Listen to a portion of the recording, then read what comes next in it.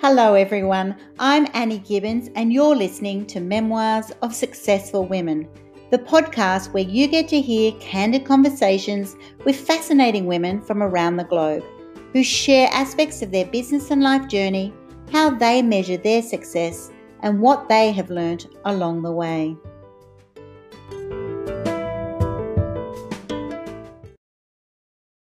Hello and welcome to Memoirs of Successful Women. Today I have the delight of interviewing Suzanne Freyjadis, who is the co-founder and CEO of Soft Landing Society. And we're going to be talking about all things domestic violence. And Suzanne is going to be able to share with us how she is hoping to change the way women leaving abuse are served in our community. And she's also got an app that she's developing, which is going to give women the tools and the steps on how to go through that process of leaving an abusive partner. So welcome to the program, Suzanne. Thank you, Annie. I am so thrilled to be here. Oh, I am just so thrilled to be interviewing you, not for this topic because it's a very hard topic and it's a sad topic, but it's also an important topic that we actually just bring to the forefront of our conversation because, it happens far too often. And particularly at this time of COVID, we're very acutely aware that the domestic violence statistics have skyrocketed while people have spent more intense time together. So do start by sharing with the listeners, what is your work and what are you trying to champion for women in these situations? Well, the thing we're really trying to do is change the narrative around domestic violence, because there is this idea that if you're not being physically harmed, then it's not abuse. Mm-hmm. And that couldn't be more wrong.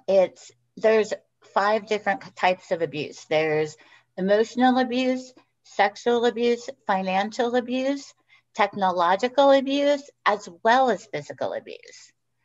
And according to the UN, over 30% of all women in relationships have experienced one of those forms of abuse. And that's a huge number of women. And Right. It's such a tough topic, but it's an important topic and it doesn't have to be awful.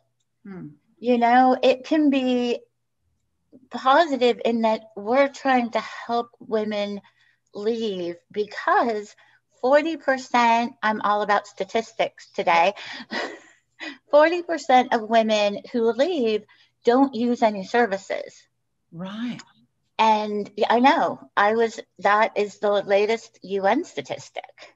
Why is that? Is that because they leave so suddenly? Is there a moment that they just go, I've got to go now, and it's an impulsive decision, it's an opportunity, so it's therefore not planned? Or is it because the services are not made known to people who need those services? It's actually a few different things. One is women just booking, right? They get a purse, they get their keys and walk out the door. Yeah. But a lot of times, mostly it's women who do not feel they deserve those services, do not feel those services serve them. When I left abuse, I did not use any services. Right. Because I did not. I planned the entire process of leaving on my own. And I had a therapist who helped me a bit, but most of it was knowledge I developed to help a friend of mine. Right.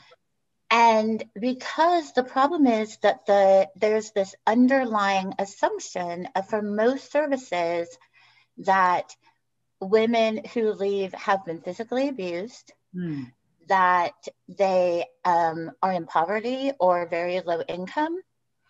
And there is a lot of concern for women who are middle and upper class that those services are for other women. They don't want to right? Yeah. So women who are actually career women, up there Right. earning an income, supporting their family, often by themselves, they're suddenly in a position going, okay, well, I might not be physically being abused, but I have a lot of, emotional abuse or financial abuse or restrictions or whatever the context is. And that they themselves do not think that they would be worthy or entitled to the support services Right. because They they're feel, considered not needy enough. yes, exactly. Right. Exactly. And so, and also a lot of times the services aren't built for them.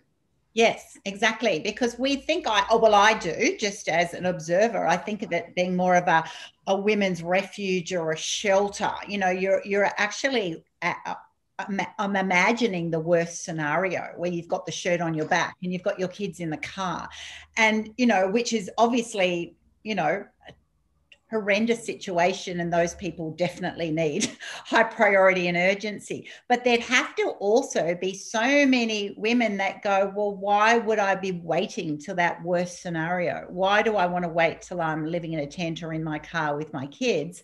Because as soon as you give up that job, your context changes dramatically. Isn't that right? That's the whole problem, is a lot of women don't want to give up their job. And the minute, if you're an attorney, you're a surgeon, you're a therapist, the minute someone finds out that you were abused, you would lose credibility. Mm.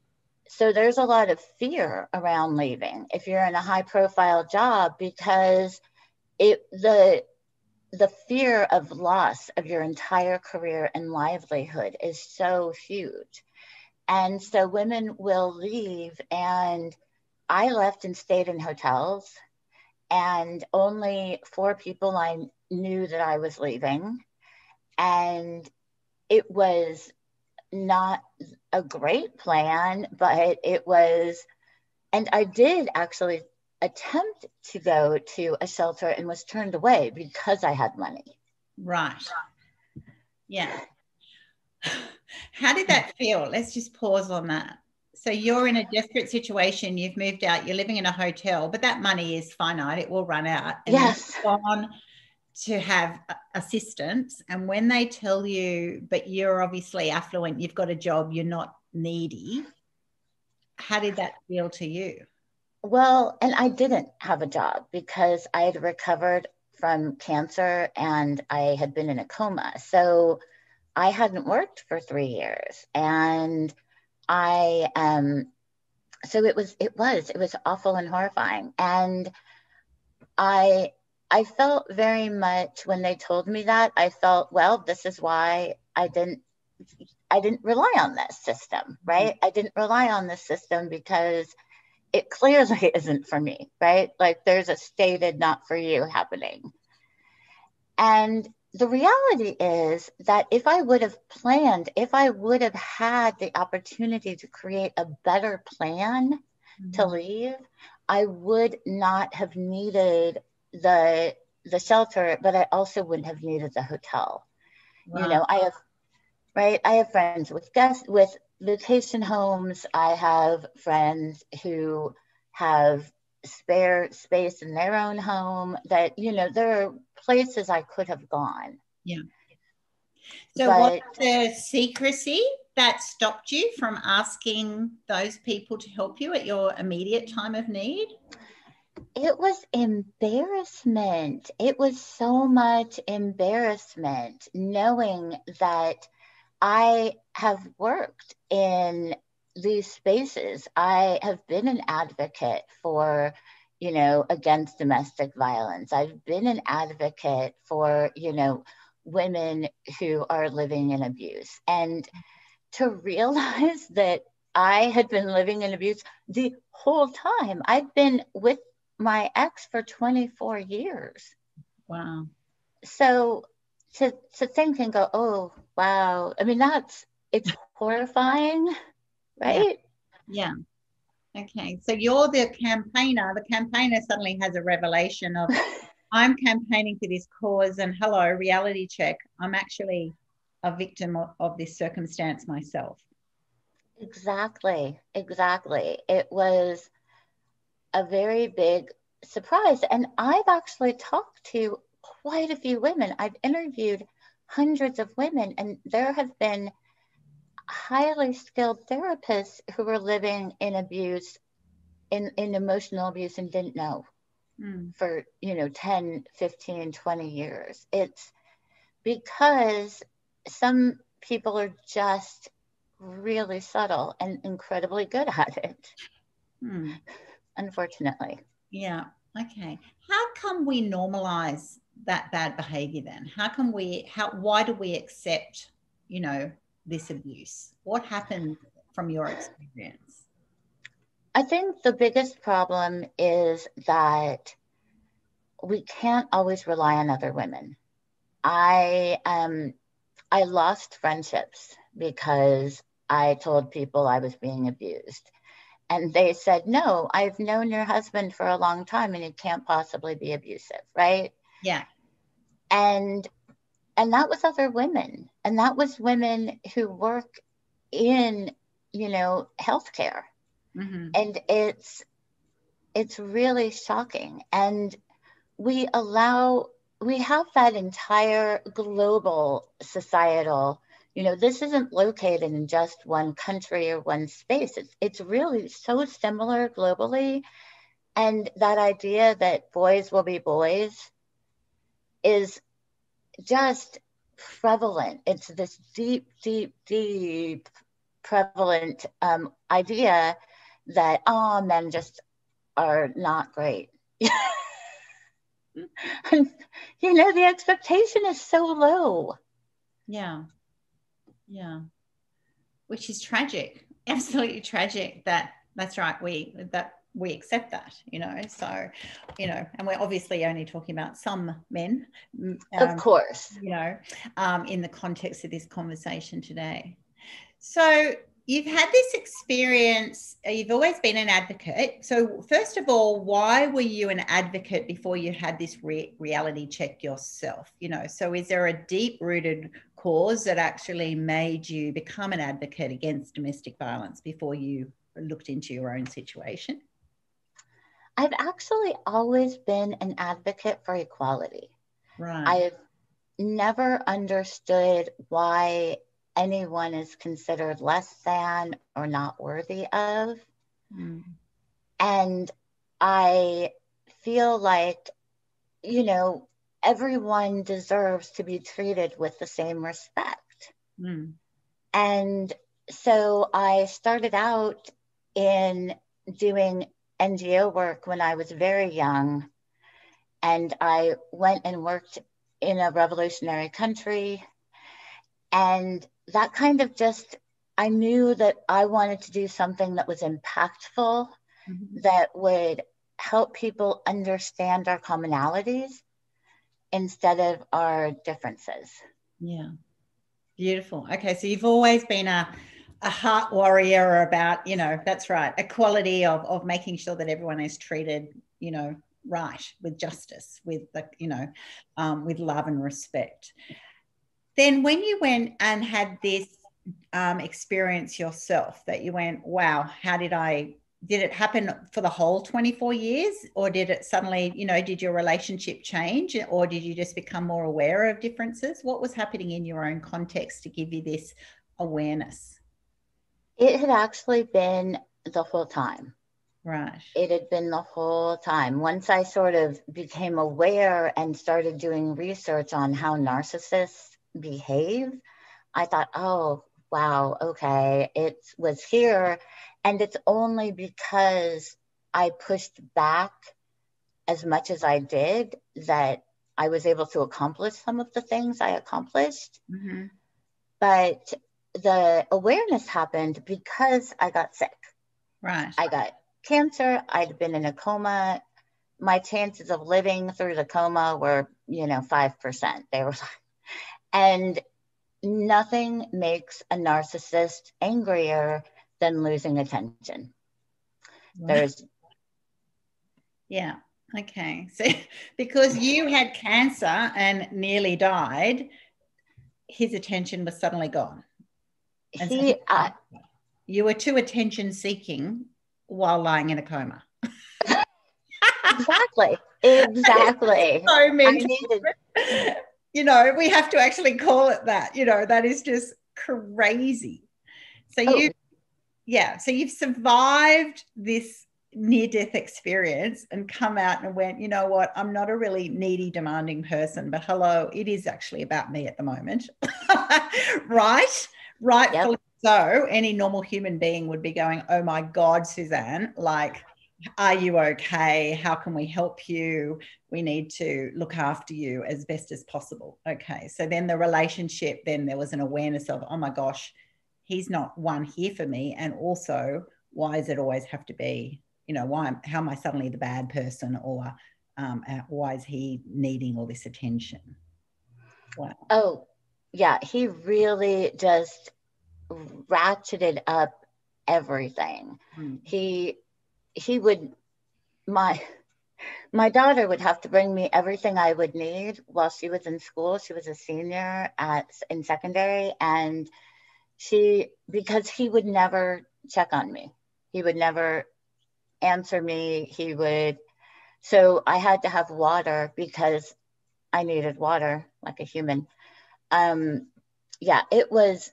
was so glaring, that the abuse was so glaring that I just couldn't ignore it. And we went to couples therapy, and that was when he told me that I was dead, which was just, and the couples therapist and I looked at each other and I was like, I'm right here. And that's when I knew, okay, this is definitely abuse. This is not somebody who is a good human. Yeah. Okay, so you've gone through this horrendous experience for sounds like decades.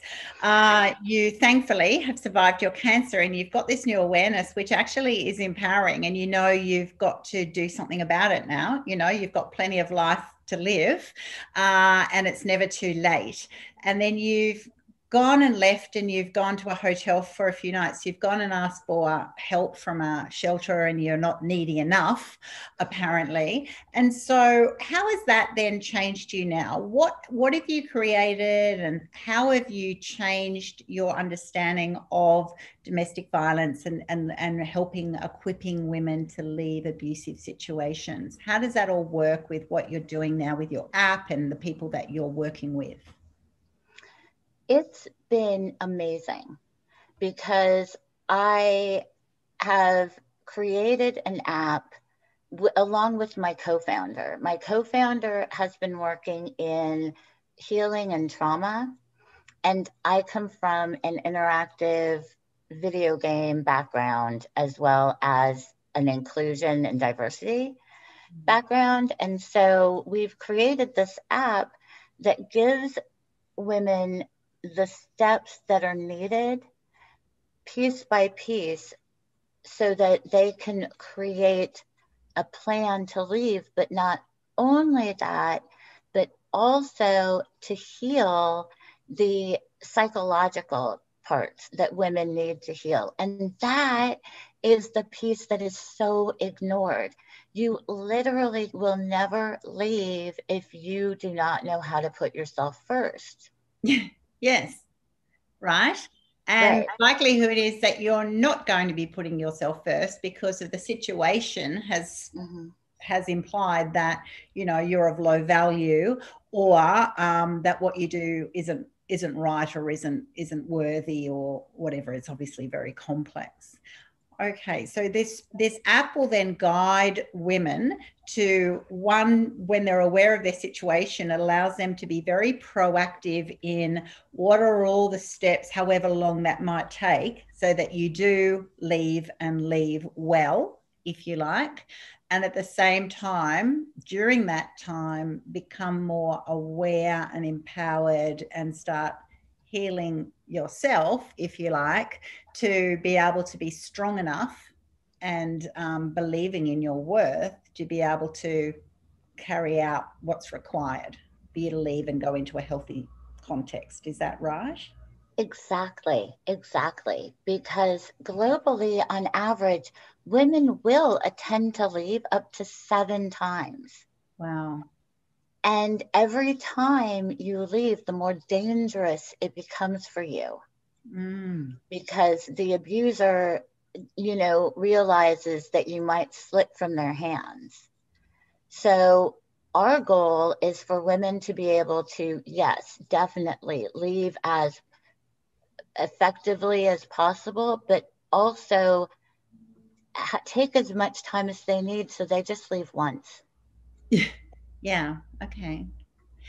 And for those that you have worked with, what sort of time frame do most people? Because I imagine, oh my gosh, it's an emergency. But what you're actually implying is, many women have been in this situation for a long time, and yes, it's urgent, but it's not critical or life threatening. Obviously, if it's life threatening, run. Right. Right. But for many, the context is it's just actually not serving you well, and obviously your children as generally. And so you're able to then plan. Does it take weeks, months, year, or is it just so varied? It varies hugely and it depends on everyone's process. Our one of our mottos is that we are a judgment-free zone because some people will take 5 years. Mm. Some people will take 3 months and some people will take 2 weeks Yeah. because we're all in different phases already as we start to become aware of what's happening. We're all in different emotional stages, and we need to have the ability for women to take the time that they need. Some women, if you're a senior vice president at a bank and you need to relocate to an entirely different country because that will be safer for you, or a city. So you need to be able to go through that whole process before you leave, Yes, of course. That's right. right? Yeah. Yeah. And so the essence of that is because you actually want to stay in the financially secure situation that you're in. You don't want to then just fly if you can, if you can take that time. It'd be like, here I am actually happily married. And if we move state, or area, we would do that in a very planned way. We'd both get secure jobs, we would plan it all out, and we would both move. So it's actually in that same context for yourself, you wanting to do all of that same process because you want that security, as opposed to act impulsively and then wait till you just snap. And then, okay, now that's right. The reality is once you have lost that, position, it's going to be much, much harder to get back. And certainly how do you how long could a person live in a car and then still be wearing their corporate clothes and getting their children to school and having a good diet and all this sort of thing? How could that happen? It's got to be a pretty short period of time that women could maintain a facade, if you like, or a dire situation and keep that life if they don't choose to be proactive in the way that you're saying. Exactly, exactly. We want to change the way you don't have to run, Mm.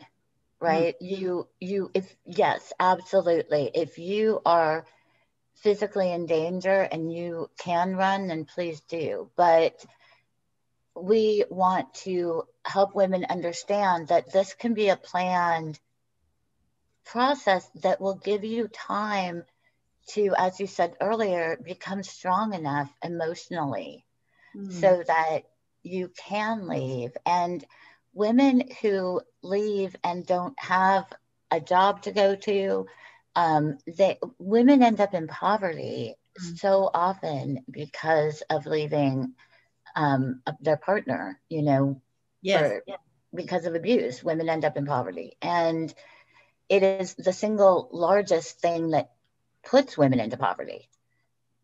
And that's yet again everywhere. There's no place in the world where women are safe from that, which is horrifying, but that's something that we're trying to rectify. There's, we have tips on how to find money to save. If you've got a lot of financial control and the financial abuse happening, there are ways you can hide money. You can find money and hide money, so that you may not have a ton when you leave, but you need to have something. You need a cushion. Yes. You need, it's soft landing. We want everyone to not fall off a cliff and land on their head.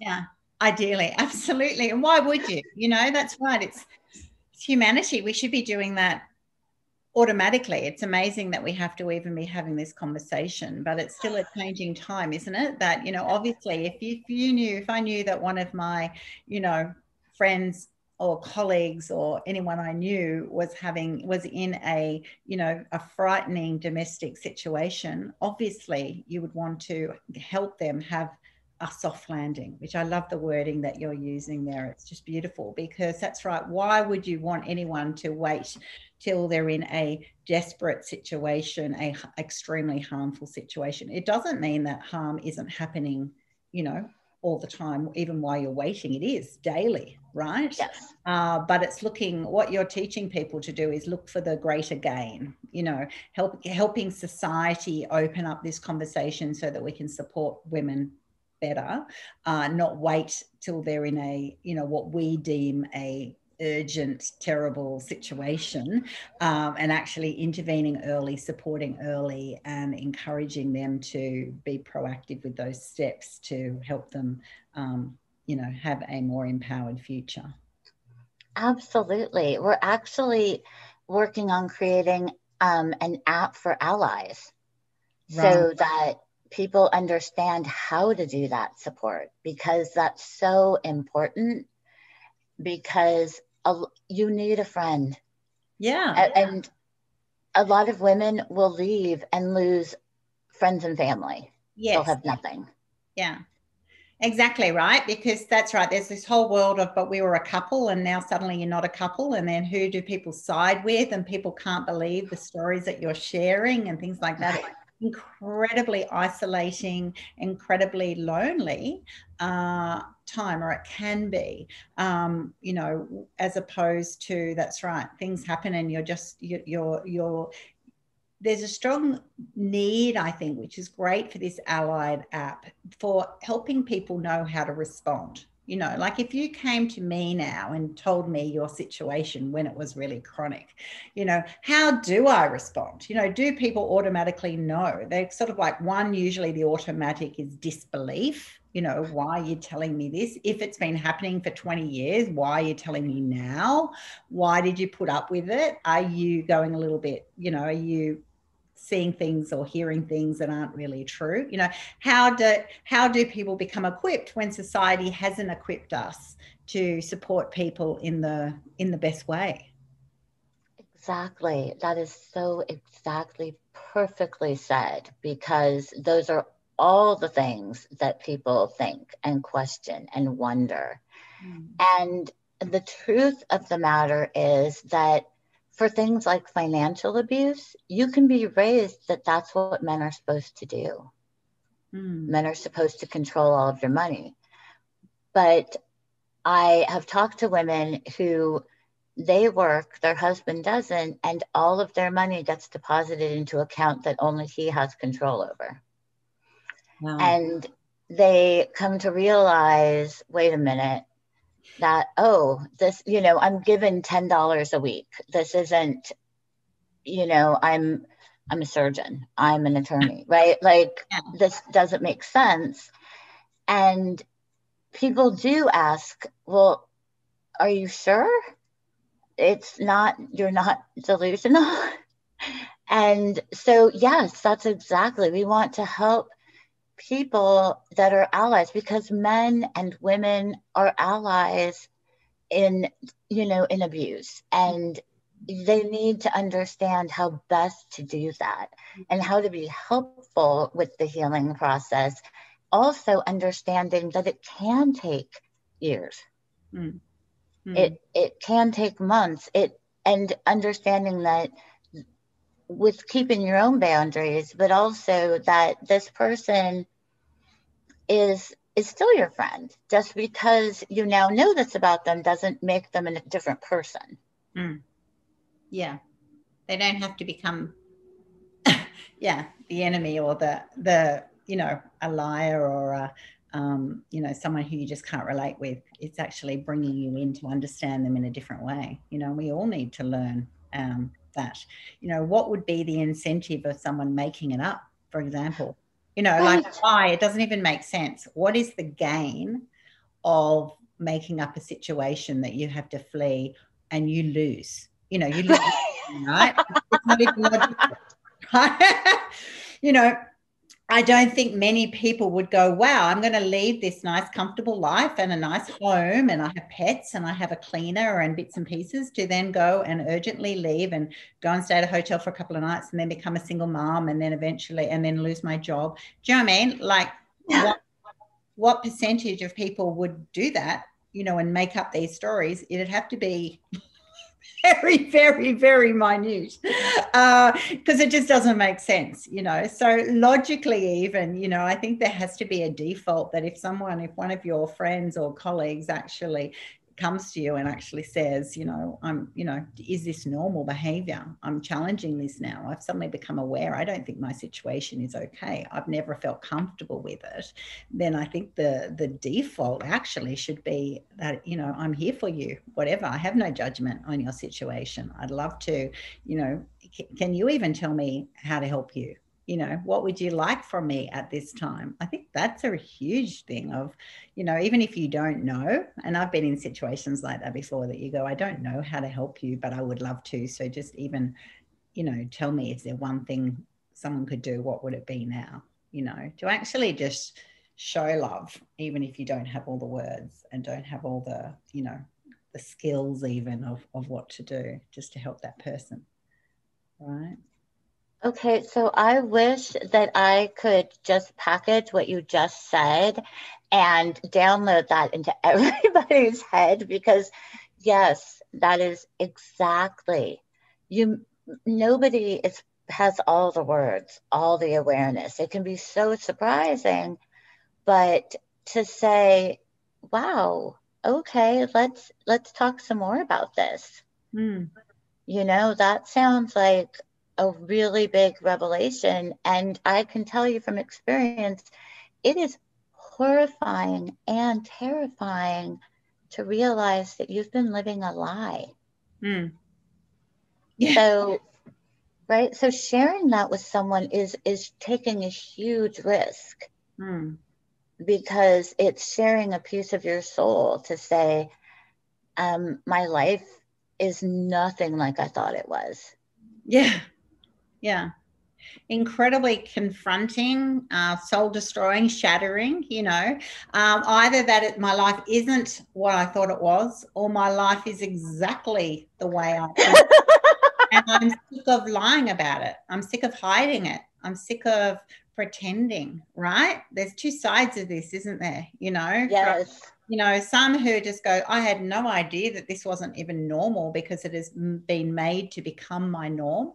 Or, I've hated it for forever and now I'm just, something happens and enough's enough. And then, often then you snap and you make impulsive decisions. So I think there's just so much value in us having these kind of conversations. And, and as personally experiencing this, myself from, exposing, trauma and abuse, and seeing the responses from people you love, right? So Yeah. some just go, well, I don't know, but I just believe you for who you are or your character. And others go, wow, you've ruined the dream. You've like, how dare you? I've even had that. How dare you ruin our family or whatever? And you kind of go, wow, like at your deepest time of need, their first response is, how dare you burst their bubble of this pretend perfection?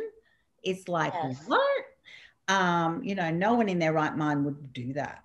Okay, and if they did, then that's a whole other conversation. Yeah. I think that's why I always come back to this assumption of, if someone raises something like this with you, we've got to be there for people. We've got to support them and assume it's all extremely genuine, and help them on their journey, and help them on a safer journey, and save a lot of this pain and suffering that people suffer from.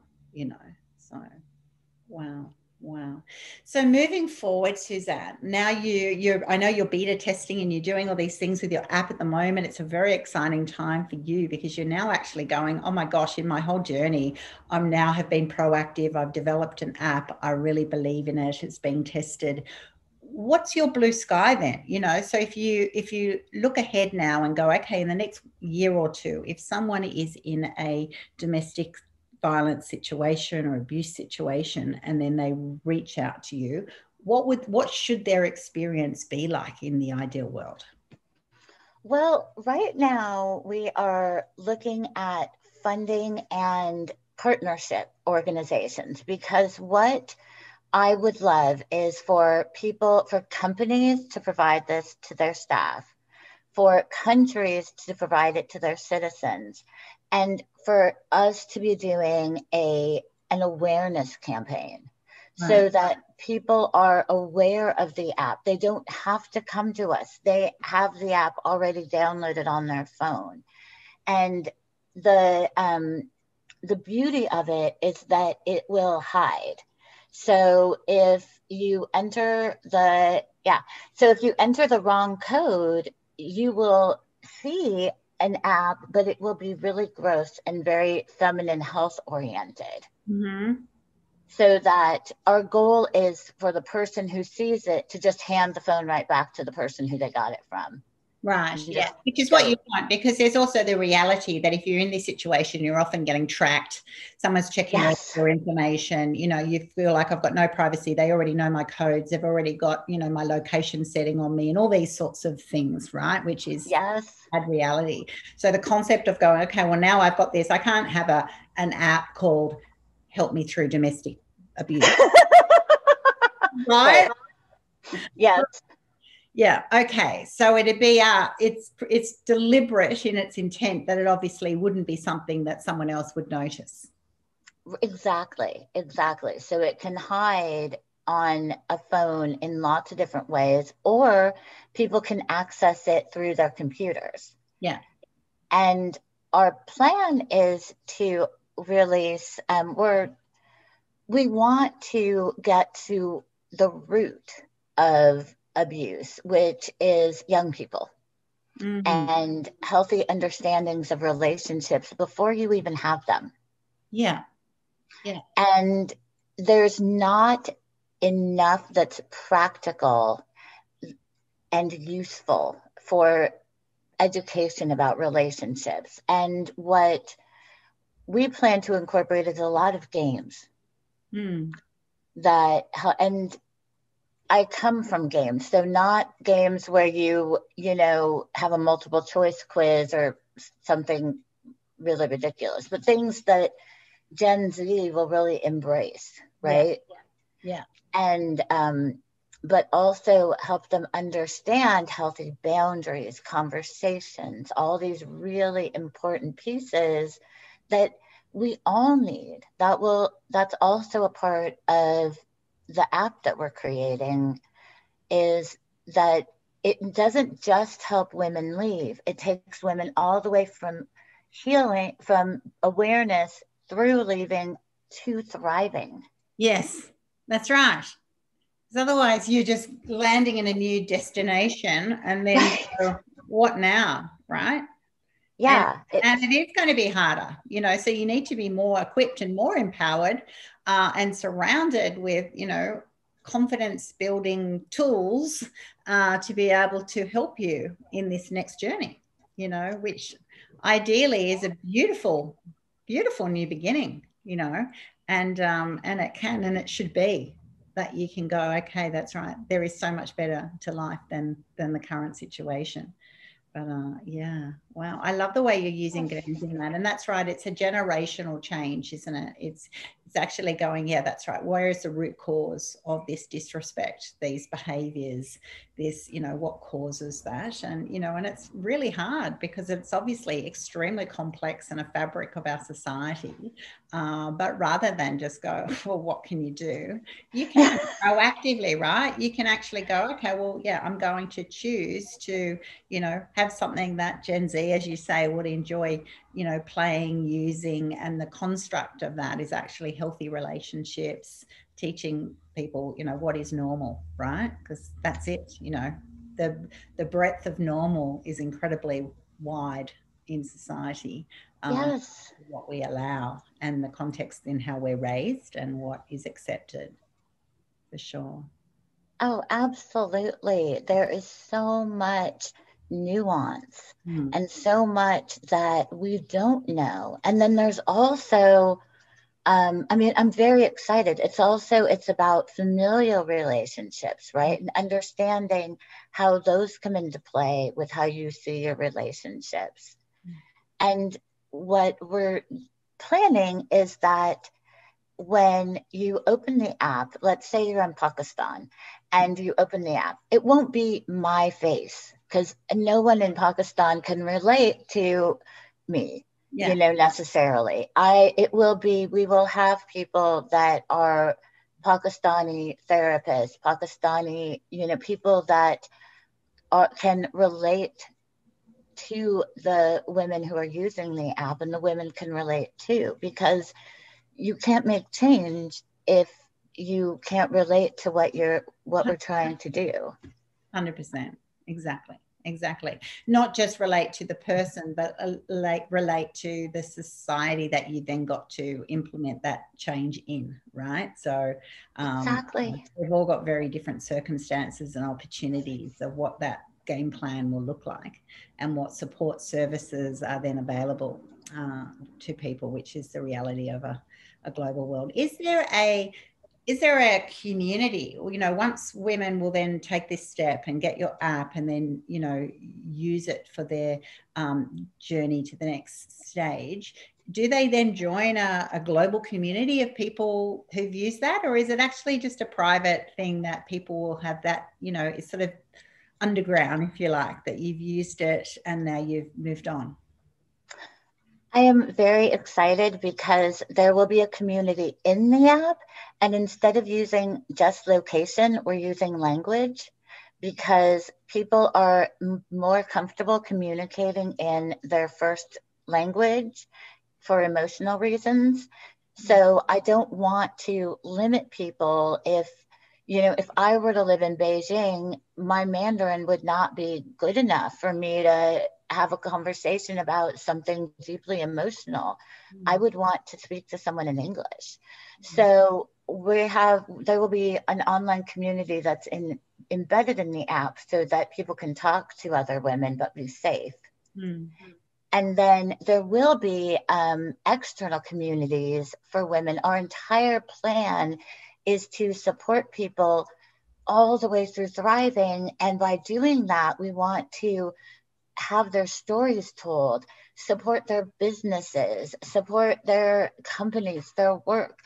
Women tend to leave, and if they have the right support, they start companies like I did. Yeah. Right? In fact, so many, and that's the other side that I see through my coaching, that women often, 50 plus suddenly go, oh my gosh, I've actually got all this knowledge, I've got wisdom because of the life experience that I've had, have a new opportunity, and gee, do they have a motivation and a drive to, it's like on yes. It's like, oh my gosh, like I have potential. I could do this, and they get very excited and very driven, and incredible success stories because, it really matters. They've waited a long time for this opportunity. And I just love working with those women. And that's right. It's all about the thriving at the other side. It's not just, surviving the journey. That is a part of it, but it is not who you are. It doesn't define who you are, that you're a survivor, right? It actually is a requirement so that you can focus on the person that you're born to be and the thriving and the opportunities ahead, right? Yeah. Yes. I think I am so excited. It is just, I I just so care. I care deeply to my core to help people have a life that isn't just one of abuse and trauma. Yeah. And the opportunity to support women so that they can get to where exactly I turned 50 in 2 weeks, and I am exactly doing what I love, where I am meant to be in life. It's amazing. It is amazing. And there should, yeah, exactly. 50 is like, wow, there's so much opportunity ahead of 50. It's just it's a real awakening season. And I can say that with authority because I have I've already approached that milestone. Wow. So Suzanne, so much information here. How do people reach out to you? How do people find out more about what you're doing? Our website is softlandingsociety.com, and we have contact information right there, and I answer my emails. So I always say that please reach out to me. I am here, even if you are currently living in abuse and just want to know what in the heck to do next. Yeah. Okay. So you actually are a real person at the other end of the line. I am. It's so lovely to hear. Exactly. And those ladies, if you're in this situation, and the range, we've only sort of just touched on this, obviously, for this podcast, but, if you're in a situation that you go, okay, well, that's right. If you are suffering in your relationship, feeling controlled, feeling unsafe, feeling insecure, feeling that you're being made the bad person when you're just not, feeling that you are made to do things that you just feel really uncomfortable in doing, that you're blamed for things that, you look around and go, I don't actually think this is normal and I don't think this is right, then, ideally, reach out to a friend and just be honest and real. But definitely reach out to Suzanne and find out how to equip yourself, whether you end up leaving or resolving issues, that's all a much broader conversation, but definitely reach out and get equipped with the information on what it takes to unpack what's happening to you, because that's right. Even though you kind of go, often people will go, it's just too hard, I just don't have the energy. I'm so trashed. I don't have energy to even make a change. You will find that energy when you have hope, when you believe that, you can be at the end of your tether, right? Have nothing left, be completely spent. And then think you can't do anymore. But, we will see this time and time again with the women that, we work with, that you give someone hope and you give someone a plan and you give them a support framework, you will find that energy. And even if you don't have that energy, other people will have that around you and support you and hold your hand and carry you through that time until that kicks in, and I'm a big believer that there's always a better option. There's always a better future. Not just believe in positivity and it'll all happen. It generally won't, but a positive mindset, a proactive mindset will actually equip you to be able to, do what's required to get yourself into a healthier life moving forward. Yeah. Exactly. Yes. Thank you so much for being on my program today, Suzanne. I've really, really enjoyed the opportunity, and I'm so impressed that you have used your life journey and your skill set, and you've partnered up to make this app that will help, I'm assuming tens of thousands, if not millions, of women in your lifetime, or who would benefit from, such a simple tool and have an easier journey than you had. So well done, you. All the best for your future success. Thank you, Annie. This has just been absolutely delightful.